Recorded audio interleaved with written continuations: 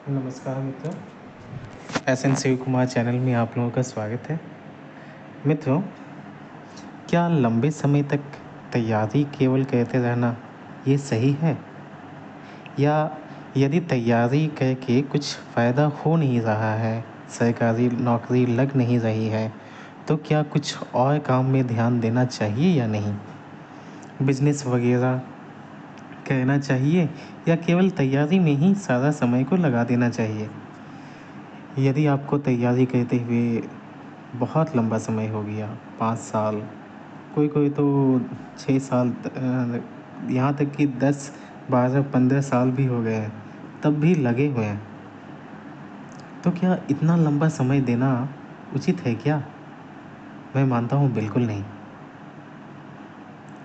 आप ज़्यादा से ज़्यादा 3 साल दीजिए और यदि आपकी उम्र है तो अधिक से अधिक 28, 28 के बाद और आप तैयारी में लगिए ही मत।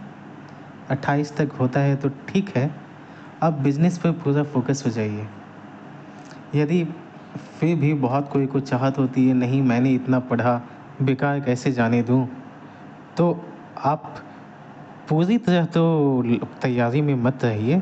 28 होने के बाद आप बिज़नेस में उतर जाइए और साइड में कुछ समय देते रहिए।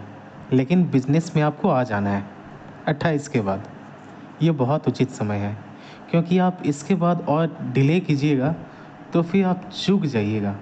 बाद में आपसे कुछ नहीं हो पाएगा, क्योंकि लंबे समय तक तैयारी करके एक तो हताशा रहेगी और साइड का कुछ आपके पास अनुभव रहेगा नहीं, तो आप अलग से और कुछ कर नहीं पाओगे। इसलिए शुरुआत से आपको तैयारी करना है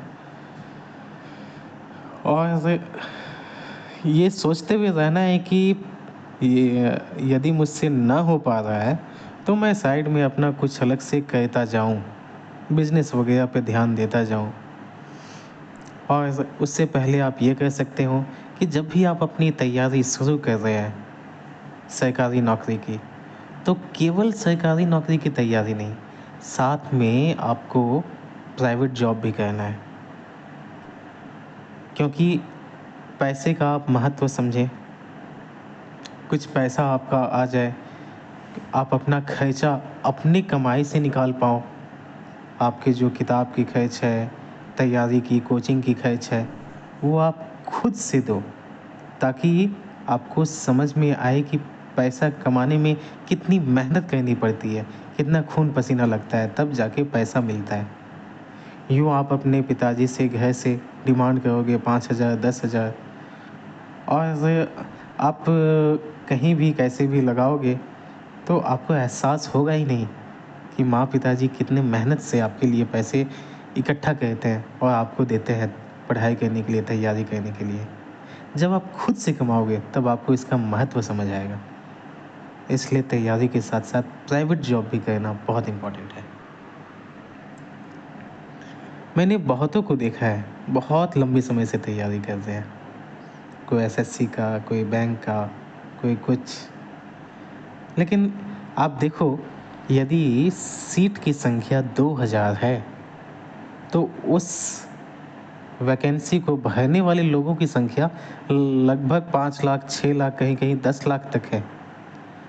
तो 2000 सीट के लिए यदि 10 लाख लोग फॉर्म भर रहे हैं, तो कितना बहुत बड़ा कंपटीशन इसमें होने जा रहा है।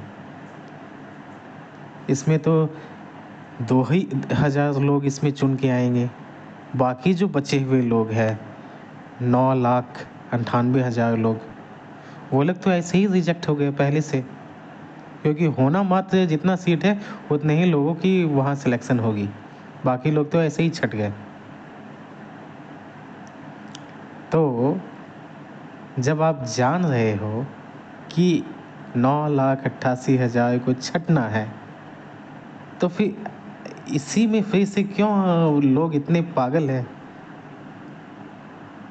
हर लोग यही सोचता है कि मुझे तो एक ही सीट लेना है।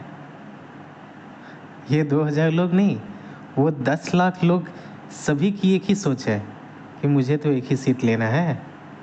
और टीचर लोग भी यही बताते हैं कि क्या फ़र्क पड़ता है कितने लोग भर रहे हैं, कितना सीट है, आपको तो एक सीट चाहिए ना, तुम तो एक सीट के लिए लड़ रहे हो ना। और ऐसा लालच देके अपना कोचिंग की इंडस्ट्री को केवल आगे बढ़ाया जाता है, बच्चों को ठगा जाता है। कोचिंग वाले टीचर कभी नहीं बोलते हैं, समझाते नहीं हैं कि तुम एक ऐसे लक्ष्य के पीछे भाग रहे हो जहाँ होने की संभावना बिल्कुल कम है, ना के बराबर है। जो बहुत ज़्यादा मेहनत करता है, बहुत लंबे समय से तैयारी किया, बहुत अच्छी तैयारी है, बहुत अच्छी समझ हो गई है, उन्हीं लोगों का केवल वहाँ सिलेक्शन होना है।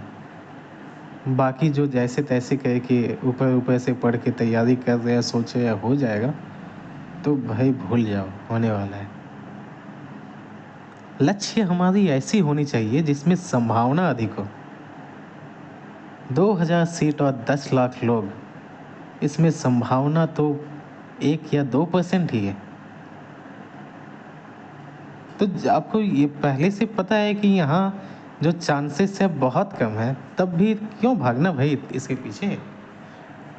और बिजनेस में भी रिस्क है, बहुत रिस्क है, बिल्कुल मानता हूँ मैं सीधा बिजनेस में कूदने के लिए नहीं बोलता हूँ किसी को।